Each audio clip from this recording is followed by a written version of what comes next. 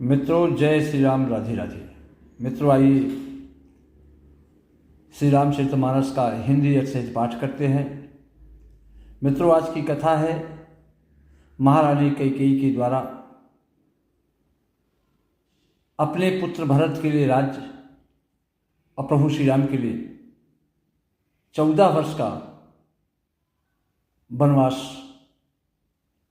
के बारे में ये कथा है। अगर आप सबको ये वीडियो अच्छी लगे तो कृपा करके आप सब लोगों से निवेदन है कि हमारे चैनल को सब्सक्राइब और लाइक अवश्य करें। चलिए कथा प्रारंभ करते हैं। अपने चलत नयाजु लगी अनभल काहू की कहे अघ एक ही बार मोहि दयो दुसह दुख दीन। महारानी कैकेयी कह रही हैं कि अपने चलते जहाँ तक मेरा बस चला मैंने आज तक कभी किसी का अनभल नहीं किया, बुरा नहीं किया। कहीं अघ एक ही बार मोहि दये दुसह दुख दीन। फिर न जाने किस पाप से, किस कारण से देव ने मुझे एक ही साथ या दुसह दुख दिया। तो नैहर जनमो भरबे बरु जाई अजियत न कराबे सवत सेवकाई। अरि बस दयो जियावत जाही मरनो नीक ही जीवन चाही। महारानी कैकेयी कह रही है कि मैं भले ही नैहर जाकर वही जीवन बता दूंगी, पर जीते जी सौत की चाकरी नहीं कर सकती। अरे बस देव जियावत जाही और मरण नीक ही जीवन चाहिए। देव जिसको शत्रु के बस में रखकर जिलाता है उसके लिए तो जीने की अपेक्षा मरना ही अच्छा है। दीन वचन कहा बहुविध रानी और सुन कुंवरी ती माया ठानी। अस कस कहु मान मन ऊना और सुख सुहाग तुम कहो दिन दूना। महारानी कैकेयी कह रही है बहुत प्रकार के दीन वचन कहे, उन्हें सुनकर कुंवरी ने श्री चरित्र फैलाया। कुंवरी बोलती है, मंथरा बोल रही है कि मन में ग्लानि मानकर ऐसा क्यों कह रही हो महारानी, तुम्हारा सुख सुहाग दिन दिन दूना होगा, पर जिस तरह मैं कहूं उस तरह तुम करो। तो जेहराओ रे आती अनभलता का असुई पायहि यहु फल परिपाका। जब ते कुमत सुना मैं स्वामिन अभूख न बासर नींद न जामिन। देखिए मंथरा की चाल। मंथरा कह रही कि जिसने तुम्हारी बुराई चाहिए है महारानी, वही परिणाम में यह बुराई रूपी फल उसको मिलेगा। इसलिए हे महारानी, हे देवी, हे स्वामिनी, मैंने जब से यह हुकूमत सुना है तब से मुझे न तो दिन में कुछ भूख लगती है और न रात में अच्छी तरह से नींद ही आती है। मैंने ज्योतिषों से भी पूछा, बड़े बड़े विद्वानों से भी पूछा, तो उन्होंने रेखा खींचकर गणित करके शोध करके निश्चय पूर्वक यही कहा कि भरत यहाँ के राजा होंगे। यह सत्य बात है। भामिनी करहु त कहूँ पाऊ है तुम्हारी सेवा बस राऊ। हे भामिनी, तुम करो, अगर तुम करने के लिए कहो तो एक उपाय मैं बताऊं। राजा तुम्हारी मुट्ठी में है, राजा तुम्हारी सेवा के वश में ही है। तो परहु को पे तु बचन पर सकहु पोति पति त्याग। कहसी मोर दुख देख बड़े कस न करब हित लाग। परहु कूप तु बचन पर सकहु पूत पति त्याग। कैकेयी ने कहा, अरे पगली, मैं तेरे कहने से कुएं में गिर सकती हूँ, यहाँ तक कि पहाड़ से भी, पर्वत से भी लांघ सकती हूँ, गिर सकती हूँ। परहु कूप तु बचन पर सकहु पूत पति त्याग। अरे तुम्हारे कहने पर अगर तुम कहो तो अपने पुत्र भरत और पति को भी छोड़ सकती हूँ। और कहा सी मोर दुख देख बड़ कस न करब हित लाग। अरे जब तू मेरा बड़ा भारी दुख देखकर कुछ कहती है तो भला मैं अपने हित के लिए, अपने कल्याण के लिए उसे क्यों नहीं करूँगी।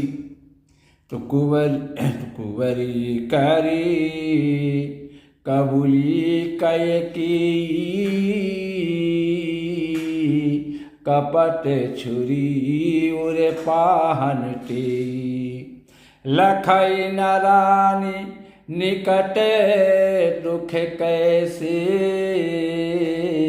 अचरई हरित तीन बलि पशु जैसे। कुंवरी ने कैकेयी को सब तरह से कबूल करवाकर कपट रूपी छुरी को अपने कठोर हृदय रूपी पत्थर पर अच्छी तरह से टेल लिया, उसकी धार को मजबूत किया, तेज किया। रानी कैकेयी अपने निकट के शीघ्र आने वाले दुख को कैसे नहीं देखती, जैसे बलि का पशु हरी हरी घास चरता है पर यह नहीं जानता कि मौत सिर पर नाच रही है। अरे सुनत बचन मृदु अंत कठोरी अदेति मनहु मधु माहुरे घोरी। मंथरा की बातें सुनने में तो कोमल है पर परिणाम में बहुत कठोर है, बहुत भयानक है। मानो वह शहद में घोल कर जहर पिला रही हो। दासी कहती कि हे स्वामिनी, तुमने मुझको एक कथा कही थी, वो कथा तुम्हें याद है कि नहीं है? अगर नहीं याद है तो मैं याद दिलवा रही हूँ। तो दुई बरदान भूप सन थाती अब मांग हूँ आज जुड़ावहूँ छाती। सोता ही राजू राम ही बनवासु अदेहु लेहु सब सवती हुलासु। दासी मंथरा कह रही कि तुम्हारी दो वरदान, हे महारानी, तुमने दो वरदान राजा के पास धरोहर के रूप में रखा है। आज उन्हें राजा से मांगकर अपनी छाती ठंडी कर लो। सुत ही राजू राम ही बनवासु और देहु लेहु सब सवती हुलासु। पुत्र को राज्य राम को वनवास दो और सौत का सारा आनंद तुम ले लो। तो भूपति राम शपथ जब करई तब मांगे हूँ जेहि बचन न टरई। होई अकाजु आजु निशिबीते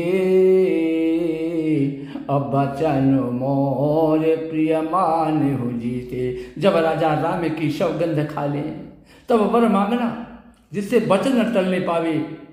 आज की रात अगर महारानी बीत गई तो कल काम सुबह होते ही बिगड़ जाएगा। होई अकाज आज निस्बीते अब बचन मोर प्रिय मान हो जीते। मंथरा कहेगी अगर आज की रात निकल गई, बीत गई तो काम सारा बिगड़ जाएगा, जमा जमाया काम। मेरी बात को अपने हृदय से अपने प्राणों से ही प्यारी समझना। तो बड़े कुघात कर पाति किनी कहे से कोप गृह जाहू। काजु समार हुस जगु सब सहसा जलपति आहू। पापड़ी मंथरा ने बड़ी बुरी बघात लगाकर कहा कि कोप भवन में जाओ, सब काम बड़ी सावधानी पूर्वक करना है। काज समारोह सजग सब सहसा जनपति आहू। बड़ी सावधानी पूर्वक कार्य को करना है। राजा पर सहसा विश्वास मत कर लेना, उनकी बातों में मत आ जाना। कुंवरी को रानी ने प्राणों के समान अपने प्रिय समझकर बार बार उसकी बड़ी बुद्धि का बखान करने लगी। तो ही समहित न मोर संसारा और बहे जात कई भैष धारा। कई कहने लगी संसार में मेरा तेरे समान हितकारी कल्याणकारी और कोई दूसरा नहीं है। तू मुझे बही जाती हुई को सहारा हुई है, तिनके की तरह सहारा हुई है। तो जो विधि पूरब मनोरथ काली अकरहूँ तो ही चख पूतर आली। बहुविधि चेरहि आदरु देई अकोपे भवन गमनी कैकेयी। यदि विधाता कल मेरा मनोरथ पूरा कर दे तो हे सखी मंथरा, मैं तुझे आंखों की पुतली बनाकर रखूंगी। बहुविध चेरहि आदर देई अकोप भवन गवनी कैकेयी। इस प्रकार दासी को बहुत तरह से आदर देकर कैकेयी कुप भवन में चली गई। विपत्ति बीच वर्षा ऋतु चेरी अभुई भई कुमति कैकेयी केरी। विपत्ति अर्थात कलह बीज है, दासी मंथरा वर्षा ऋतु है। अब कैकेयी की कुबुद्धि उस बीज के बोने के लिए एक जमीन हो गई। तो पाई कपट जल अंकुर जामा अब बर दो दल दुख फल परिणामा। उसमें कपट रूपी जल पाकर अंकुर फूट निकला। दोनों वरदान उस अंकुर के 2 पत्ते हैं और अंत में इसके दुख रूपी फल अवश्य होगा। तो कोप समाजो साजी सबु सोई राजो करत निज कुमत बिगोई। राउर नगर कोलाहल होई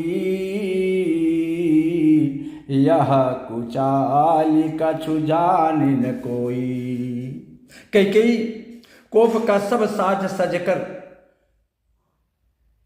कोप भवन में सब साज सजकर जाकर लेट गई। राज्य करती हुई अपनी दुष्ट बुद्धि से वह नष्ट हो गई। राजमहल और नगर में धूमधाम मच रही है, खुशहाली छाई है और इस कुचाल को कोई कुछ नहीं जानता कि वहाँ क्या हो रहा है अंदर कोप भवन में। श्री राम जय जय राम, श्री राम जय जय राम। जय श्री राम, राधे राधे।